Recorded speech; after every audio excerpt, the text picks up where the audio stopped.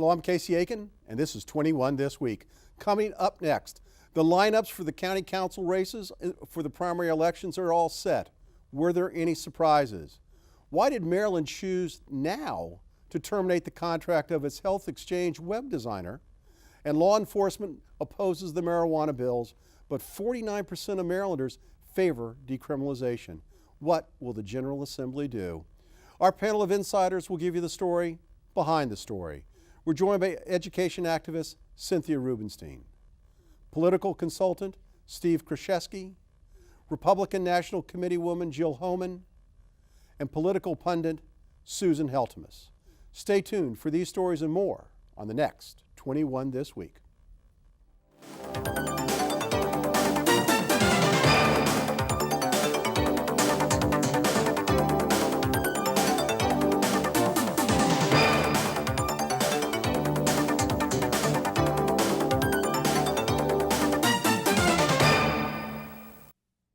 Tuesday, February 25th was the final day to register as a candidate for the June primaries.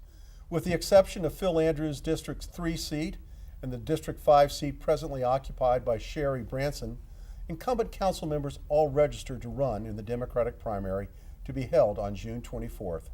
Susan, in the District 3 race to replace Phil Andrews, there is a crowded field. Who are the chief contenders? I think that the main contenders there will be Gaithersburg Mayor Sid Katz and Gaithersburg City Councilman Ryan Spiegel. However, Rockville City Council member Tom Moore is also running, and there is a fourth candidate, Gulad Qasim. He ran 8 years ago for the House of Delegates in 19. He and his family were political refugees from Somalia. When he was a child, they came here. It's going to be an interesting race. I think they all have kind of the same name recognition after having Phil Andrews on the ballot for 16 years. It's going to be interesting. They're out there. It's quiet thus far, but I assume it will. What are the hot issues? Are there any hot issues right now? I don't think so. Yeah. Not in District 3. No, it's pretty quiet. Now, Andrews was known actually as kind of a moderate on the county council. Are all these guys from the same kind of persuasion, or? I think so. None of them are what would be considered, at least in what I know of them, way to the left. And it's a race up to this point that has not gotten much publicity, and the characters are all in a room like last Sunday at the county brunch, but it's not going to be, there are going to be no fireworks, I think, in this race. All right, well, Cynthia, in District 5, Sherry Branson is serving out the remainder of the term and won't seek election to the House election. But House of Delegate Representative Tom Hucker has at the last minute decided to throw his hat into the ring. Does he automatically become the leading contender? Or has Evan Glass still got a chance? Well, right now it's really early. Tom Hucker has a lot of money. But one of the dilemmas that we'll be seeing is for the teachers union, which considers Tom Hucker a great friend, but also considers Chris Barkley a great friend. And they're going to have to decide who to back. They could sit out, though. They could sit out. And if they do sit out, I think they should sit out so that all candidates are on an even footing. I do at this point think the two strongest contenders are Tom Hucker and Evan Glass. Evan Glass has been organizing for months. He started laying the groundwork for his campaign over the summer. He's got a lengthy list of well-respected community leaders behind him in Silver Spring. Chris Barkley comes in as a Board of Education member. He can keep his Board of Education seat while he campaigns for county council. And he has 2 years left. And he has 2 years left on his term. Does this include Tacoma Park? This does include Tacoma Park. And most of Silver Spring? And most of Silver Spring, yes. Okay. It goes up to goes all the way up to Dennis Burtonsville, Avenue. Yeah, and then up, yeah, and then up to Dennis Avenue. All right, so. Susan, let's take a look at another race, because the two vacant seats which we just talked about have drawn the most attention, but the District 1 seat held by incumbent Roger Berliner may prove to be the most interesting, with the rather late announcement that former at-large council member Dutchie Trachtenberg has filed as a candidate. What do you know about this? Well, Dutchy has a fair amount of money left over from last time. A lot of people thought it was ironic that she lost when she had something like $300,000 in her bank. You know, why wasn't she spending it? Dutchy has lived in this district for about 30 years, 20, 30 years. She raised her kids there. She's worked there. She's a real community person. She was on the county council. She is considered, I think, to the left of Roger Berliner. Roger Berliner has been there for 4 years, and you know, at one time they were friends. And there are people saying it's going to be a grudge match. I don't think it's going to be a grudge match. Why don't you explain to the viewers why it's a grudge match? Well, there was something said last time that would make one believe that Roger did not endorse Dutchy because he praised Hans Riemer. He endorsed Hans Riemer. Yes, but Come he did not select Dutchy out of saying I'm against Dutchy. He just said I like well, this it was guy. an at-large seat. And they're I know, from but the there are same four. area. But there are 4 people that are at large, and so it's going to be an interesting race. I think there'll be a fair amount of money. Phone lines are hopping. Both candidates saying that they're getting a lot of support, since you know people who just assumed it was going to be Roger's seat. There are people reaching out to Roger, people reaching out to Dutchy. There is going to be fireworks, I think, in this seat. But this is all civic activist kind of race, because the business community doesn't really care who wins because they don't like either one of them. Well, it's supposedly business people are calling both of them. So it is going to be fascinating to watch this race. I think we're all going to be hearing about this race. For some reason, I think this race is probably going to get more press than any of the other council races. I think you're right, Susan. All right. Now, how bad is the Maryland Health Exchange? Well, problems became evident immediately after the October 1st launch of the website. Now, what problems, you ask? Well, other than the routine log-on and enrollment problems that have been a disaster nationwide, well, let's take another look. Oh, there was a little report by the state budget officials that said a single flaw in the online health insurance system will cost the state of Maryland $30 million in excess Medicaid payments over the next 18 months because the system cannot accurately identify recipients who should be removed from the rolls. And then in December, the head of the exchange, Rebecca Pierce, was fired. And now, after it's paid its IT contractors $65 million to develop the site, Noridian Healthcare Solutions has been fired. Steve, what the heck is going on here? Casey, this is a classic Laurel and Hardy, who's on first, who's on second. Martin O'Malley took ownership of this early in the game, put the money aside, and this was going to be a first class among the state's website. The rollout of the website was an abomination. All along, over this last year, there have been reports to the Secretary of IT in the state that there were problems. The Lieutenant Governor knew, and there was not the remediation that needed to occur. And now you're going into an election year, and nobody wants to own it. Now, Jill, Steve hit the magic words when he said the Lieutenant Governor knew. There are those that think that Noridian was cut loose in order to distance the Lieutenant Governor, Anthony Brown, who's running for governor, from this train wreck. Are they right? They are right. And just to continue from Steve's point, not only did I think the Lieutenant Governor know, but he was the point person on this program. And so this was to be his legislation and his implementation. And it's an utter disaster, and shows what I think is a level of incompetency, and it would be tragic, but not for the $30 to $33 million that are being lost.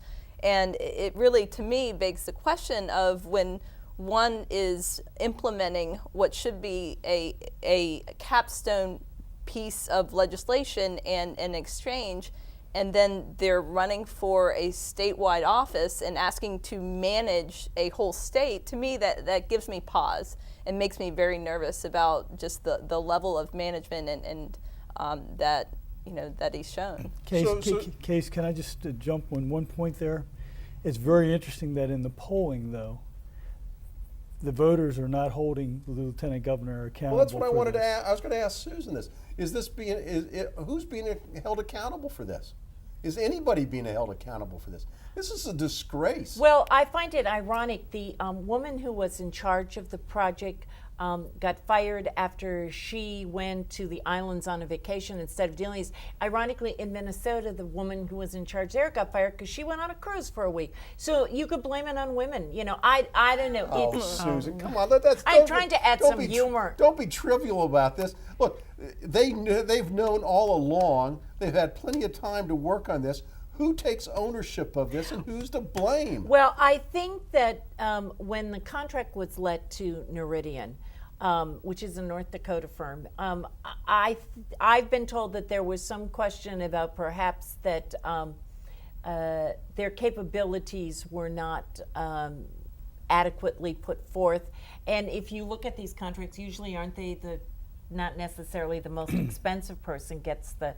Is this a no-bid contract? I don't No, think they had so. to bid it. I They think had they to had bid to it? bid. What's one thing that's ironic about this is that the firm that they've brought in to help fix the problems is based here in Columbia, Maryland, and has also helped fix the problems on the federal website. Yeah. Well, I'm glad you bring that up because they also happen to be a donor to the Democrats as well, and so I think we just need more transparency in this whole process. Didn't they also help out in California too? Well, but the real problem is that we don't know how these companies were selected and what was the basis of it, and this is embarrassing. This is a real disaster. I think that I believe there's transparency. I don't think anybody's hiding anything.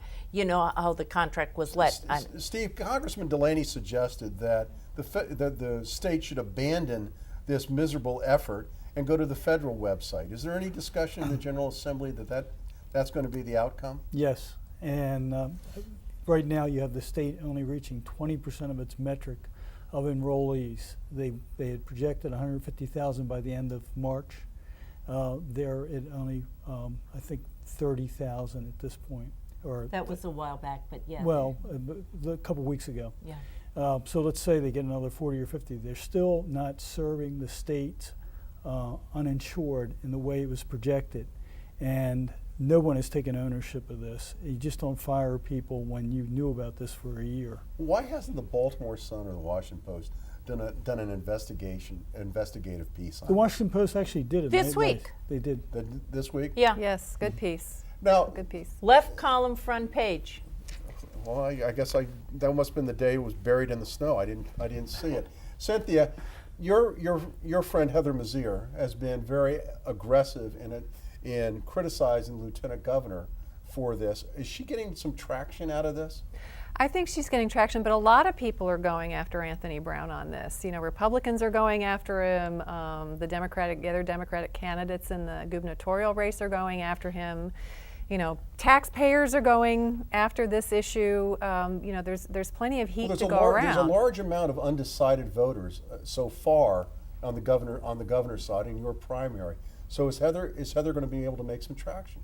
Yes, she will be, because when she critiques what has happened, she critiques it knowing a lot of the ins and outs and knowing how these things get glossed over by the governor's office. Well, I got to tell you, when I interviewed her about 2 months ago, I thought she was a very impressive woman. I don't know if we're ever going to see eye to eye politically, but I thought she was a very impressive Well, woman. we have 4 months to determine. 4 months is a long time in this All primary. right, we got to wrap it up. Last point. I was just going to agree with Cynthia. Heather really is sophisticated in this area, and I think she's as appalled as a lot of voters are that this disaster has occurred. All right, we got to break it here. When we come back from this short break, law enforcement agencies testify against the push to legalize marijuana. Stay tuned.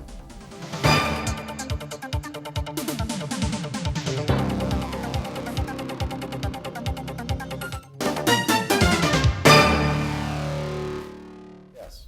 And welcome back. This week, law enforcement around the state testified in Annapolis against the growing movement to decriminalize small amounts and possession of marijuana or legalize the recreational use of the drug altogether. According to the head of the Maryland's Chief of Police Association, David Morris, This legislation sends a horrible message.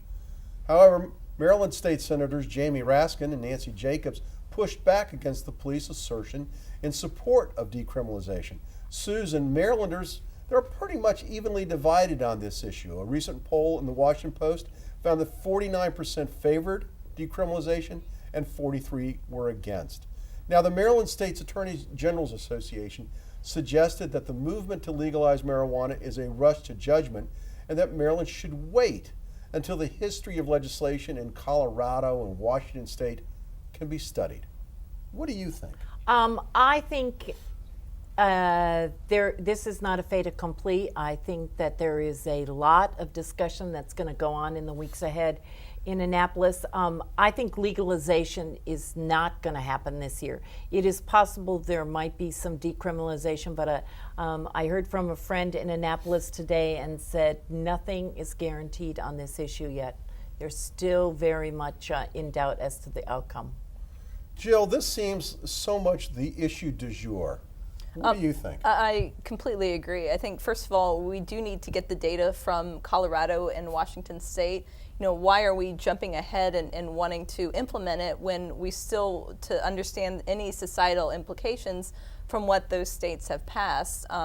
But I think, you know, my concerns are when we pass a state law that conflicts with federal drug laws is really setting ourselves to be in a very, very awkward position. But I think this really begs the question of why do we need to legalize another intoxicant? You know, is this beneficial to the folks in Montgomery County and to the state? And I would actually argue that, you know, absolutely not. And, you know, one could say maybe the only benefit is, you know, from some people's perspective is the tax revenue, but I think there's no positive benefit. And I think to legalization? Correct. I think we have other issues at hand. We can talk about homelessness, we can talk about education, creating jobs, and to spend this amount of time in a general session that's limited by days anyways, to me is not a good use of resources. I think it's a good thing, especially to address the decriminalization issue because of because of what we're spending on keeping people in jail who are found with small amounts. But that's a separate issue. So we have legalization, we have decriminalization. But kind of going to Susan's point that nothing is for sure at this point. The second thing is that I found interesting is that law enforcement officials it sounds like they have common ground with legislators on two things, possibly decriminalization, and the second thing, medical marijuana use. So, you know, if we could make that much progress in this session, then, you know, in years down the road, we can address the whole legalization and I issue. think legalization of marijuana isn't going to happen this year because it is an election year. And I really think decriminalization, though, I think there are merits to that. And that's about as far as I think it's going to go this year, though. Steve, what are you hearing? I think there's a lot of good points have been made. I think that at the end of this session, no bill will pass. It's way too early. There's what's called the 60-minute syndrome. Everybody wants to do what they're hearing other legislators are doing in progressive states, and so they're running with it without realizing all the implications. I think there's three ways to go, and Cynthia and Jill have really hit these. Either you decriminalize, which helps a lot of very marginal people not have criminal records but pay the appropriate price and it's regulated, and you don't have the societal cost quite as much as complete legalization. If you go complete legalization, do a whole regimen of taxation and control like you do with alcohol. Or if you're going to enforce, you need a standard policy, as Jill indicated, that comports with the feds. Right now, it really sends a mixed message to our young people and also to law enforcement. What's interesting about this is Heather Mazur is the force behind this in the House. So it'll be interesting if it gets defeated what that effect will have on her campaign, because a lot of people are pleased that she is doing that. But it seems like there's strong advocates, Nancy Jacobs and Jamie Raskin, want to push it in the Senate. So I don't know if no bill will pass. There may be a bill to decriminalize. Case, can I just point out one thing that's a kind of idiosyncratic to Maryland? Maryland was one of the first states in the country that really worked out a very, very effective medicinal marijuana law signed under Governor Ehrlich in 2003. So a lot of conservative Republicans were comfortable with the concept of legalized marijuana. Nancy Jacobs being one of those people. And so you have, to make your point, you may have a critical mass that there is some kind of reform. We just don't know what it's going to look like. Is she running for Now, re-election? what, No, she's what not. impact will That makes a will the fact difference. that D.C. seems poised to approve certainly decriminalization and possibly complete legalization? What impact is that going to have on the state? So DC has actually moved to decriminalize, and the amendments that were introduced at the council kept it from going fully down the path of legalization. I think it's, DC is the nation's capital, and I do not see Police Chief Kathy Lanier allowing her supporters, who are voters for the DC councilmen, to go down the path of legalization. I just don't see that happening at all. Well, I think we're going to have to wrap it up, but this will have, I think, some pressure on the General Assembly to do something in this session. Stay tuned for parting shots when we come back for this short break.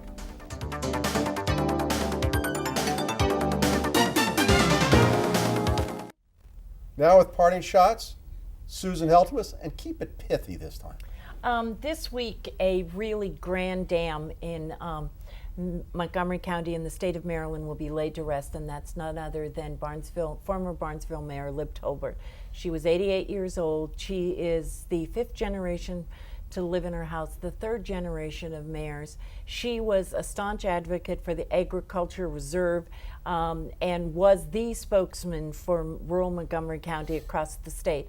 One funny story, people would go to her and her table and get the wise advice, sage advice of Lib Tolbert. I was going up there in the early 90s to get sage advice and got lost. She said, "Oh, take the back way, it's much faster." Ended up by the firing range all over the country. The next day I bought my first cell phone. Lib, we are going to miss you. She was our Ann Richards. May you rest in peace, Lib Tolbert. Thank you, Susan. Cynthia Rubenstein, your parting shot. Okay, I want to bring up a story that was in the Washington Post a few weeks ago about on-time high school graduation rates, and the rate is going up. That's the good news. Mm-hmm. It's going up across the state. It also went up in Montgomery County last year. But there's the bad news side of the story. You might be surprised to know that even though on-time graduation rates are going up in Montgomery County for Hispanic students, on-time graduation rates are still only 77.5%, and for African American students, 83.9%. So MCPS and the state of Maryland still have a lot of work to do. Thank you. Steve Kreseski, your parting shot. Casey, I'd like to draw attention to legislation that was introduced on the federal level by Dave Camp, chairman of the Powerful Ways and Means Committee. He's term limited, so he's leaving, and this is an election year that's really a pivot year for the Congress. But in what is considered by folks on the right and the left as a very bold maneuver, he rolled out a comprehensive rewrite of the American tax code.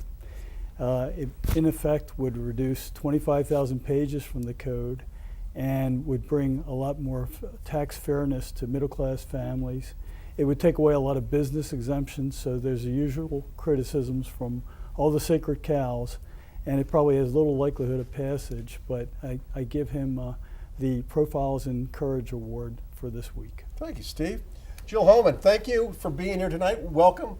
Your first parting shot. Great. Well, thank you. I'm very pleased to have the opportunity. And just last week, I launched a nationwide initiative called citygop.org to advocate for more resources for Republicans in urban communities. I think, in DC, we're working to slowly make DC a two-party town. I think to the extent we can grow the Republican Party in Maryland and urban centers, I think it just makes the state a stronger place as well. So thank you. Well, thank you, and thank you for being here. I want to thank all the panelists for coming out and giving of their time on a Friday evening. And I want to thank the audience for tuning in each and every week to Montgomery County's hardest-hitting political talk show.